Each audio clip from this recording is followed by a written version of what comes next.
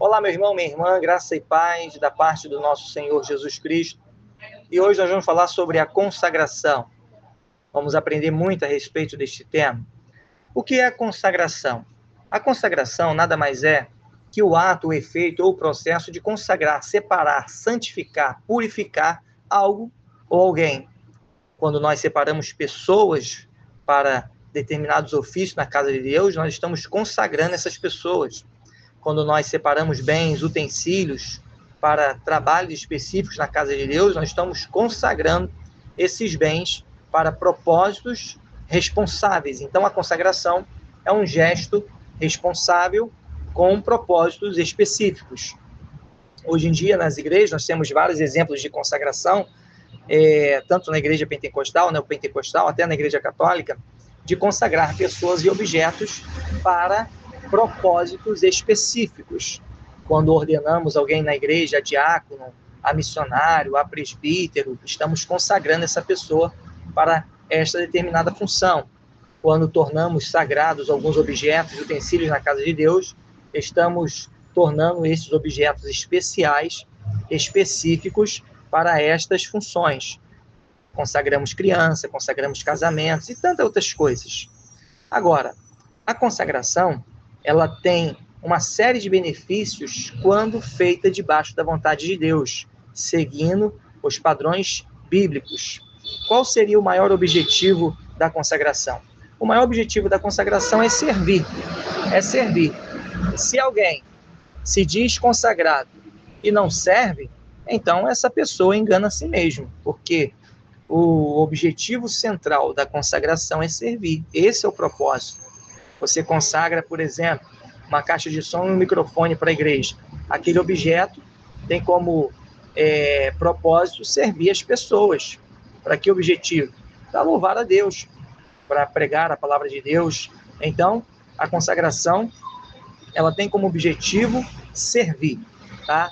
Se a pessoa se diz consagrada e não está apta para servir, ou ela foi consagrada erroneamente, ou simplesmente ela não tem levado a sério a sua consagração. Entre tantos benefícios da consagração, eu posso citar aqui a transformação da pessoa, a edificação da pessoa, a organização da casa de Deus, uma intimidade maior com Deus, bênçãos do céu, família feliz, frutos para o reino e por aí vai. São inúmeros benefícios da consagração, deste voto, desta aliança que fazemos com Deus.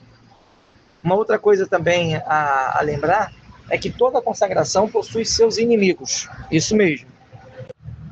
E quais seriam esses inimigos da consagração? Bem, eu considero que são muitos, mas vamos tentar pontuar aqui um dos mais atuantes contra a consagração na vida das pessoas ou nas coisas de Deus.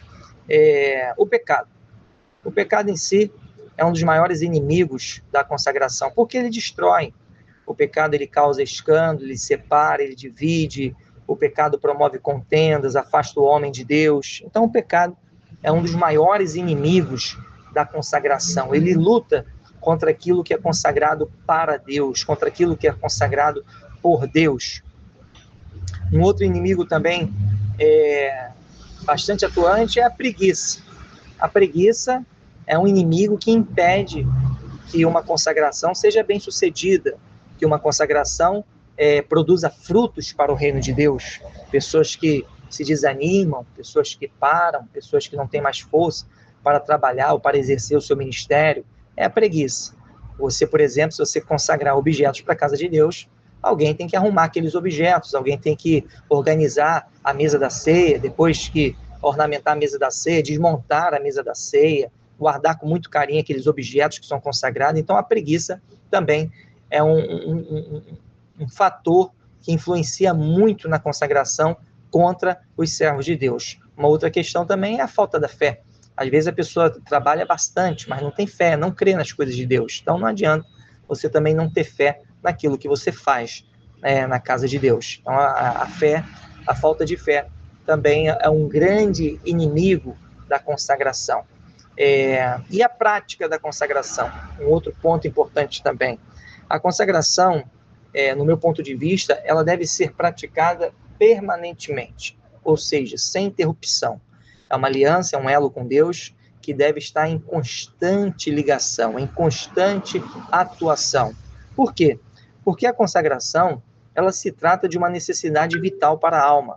Precisamos nos consagrar 24 horas, precisamos ser pessoas consagradas a Deus dia e noite, até o dia da sua vinda. Então, quem não se consagra todos os dias, logo se esfria. Quem não se consagra permanentemente, perde a comunhão com Deus, ficando assim mais exposto aos ataques de Satanás. É ou não é verdade? Quando nós nos consagramos, estamos louvando a Deus com a nossa vida e os nossos atos. Então, por isso que a prática de oração é um ato de louvor, a prática de oração é um ato de fé. E como eu disse para vocês, também é uma necessidade vital para a alma. E o que Deus diz a respeito da consagração? A primeira coisa que você tem que ter em mente é que o Senhor, que Deus, ele é o centro de toda consagração. Portanto, tudo aquilo que consagramos é por Ele e para Ele. A glória de qualquer consagração é para Deus.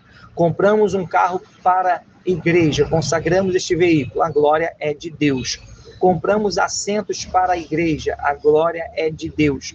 Compramos um alfinete para a igreja, a glória é de Deus. Consagramos oficiais, diáconos, diaconisa, missionários, missionárias, professores, a glória é de Deus, para Deus. Então, toda consagração, ela tem um único objetivo central, que é glorificar a Deus, porque dele para ele são todas as coisas. Foi ele quem consagrou tudo o que há na terra. Vocês concordam? Vamos parar para pensar. Lá no Jardim do Éden, Deus consagrou o homem e a mulher. Antes da formação do homem e da mulher, Deus consagrou a terra, começou a construir as maravilhas na terra, consagrando a terra para um propósito específico, que era o homem dominar sobre a terra, não é? Só que quando ele consagra Adão e Eva para servi-lo, para dominar a terra, para reinar sobre aquilo que ele havia consagrado, o que o homem faz? O homem se corrompe, se entrega ao pecado. Daí ele se contamina. Então o homem passa a ser um ser desconsagrado por causa do pecado. E muitos hoje recebem uma consagração vinda da parte de Deus, imposta por mão de homens, e ao decorrer do tempo eles se desconsagram por causa do pecado. Tem muita gente aí se desconsagrando por causa do pecado. A intenção de Deus em formar o mundo foi das melhores. A intenção de Deus em criar Adão e Eva foi a das melhores. Mas se não houver obediência, nada é feito. A sua intenção pode ser a das melhores, pastorear. Você é consagrado ao diácono. As suas intenções podem ser a das melhores, servir. Mas se não houver obediência, você não será um bom diácono, você não será um bom pastor. É simples assim, não é? Então Deus é o centro de todas as consagrações, e ele foi a primeira pessoa a consagrar algo na face da terra. Foi o primeiro ser a consagrar, tornar algo especial, tornar algo útil, né? Fazer coisas com propósito. Foi Deus. E Jesus? Jesus e a consagração. Jesus, ele mostrou uma vida consagrada. Isso aí é fato. Então, Jesus mostrou que uma vida consagrada é uma vida de serviço. Nós vemos isso na Escritura, quando ele se sacrifica, quando ele obedece até a morte de cruz. Então, ele nos demonstrou que uma vida consagrada é uma vida de obediência.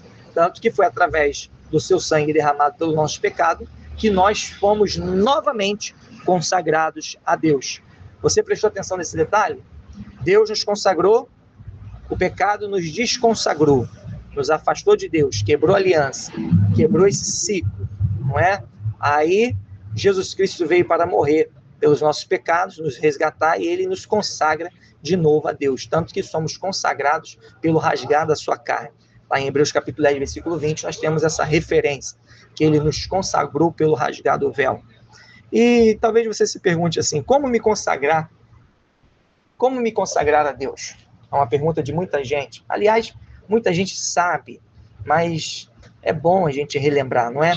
A primeira coisa que você deve fazer é reconhecer que Jesus Cristo é o Filho de Deus, o aceitar como seu único, suficiente, eterno, exclusivo Salvador, se arrepender dos seus pecados todos os dias. Não tem como se arrepender de pecados de uma vez, é todos os dias, porque todo dia pecamos, todo dia temos um pecado novo, não é? Então, devemos nos arrepender dos nossos pecados todos os dias e tornar um servo de Deus. Servo é aquele que obedece. Não adianta você dizer que você é servo de Deus se você não obedecer, já falamos isso aqui.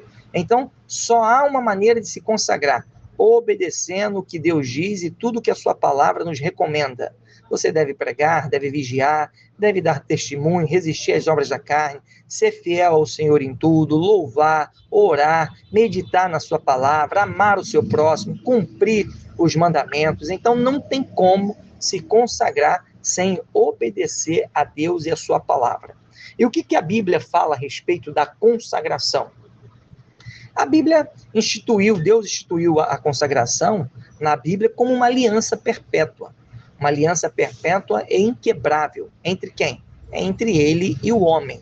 Então, a gente observa que toda vez que Deus vai falar sobre consagração na Bíblia, ele está falando de aliança, está falando de preciosidade, de contato entre ele e o homem. Na Bíblia nós temos vários exemplos de pessoas, profetas, homens e mulheres que consagraram a sua vida e seus bens a Deus. Nós temos, por exemplo, na época das guerras, onde os profetas, os reis, né, aquelas pessoas que estavam na frente da batalha, Josué e tantos outros, consagravam as suas armas a Deus, consagravam utensílios, consagravam louças, consagravam instrumentos, consagravam tantas coisas para Deus. Então, tudo isso era nada mais que um elo, que uma aliança, que um contato, uma aproximação com o seu Criador. Fazer de coisas e momentos e pessoas especiais para sentir mais Deus, para ter mais Deus, para louvar mais a Deus.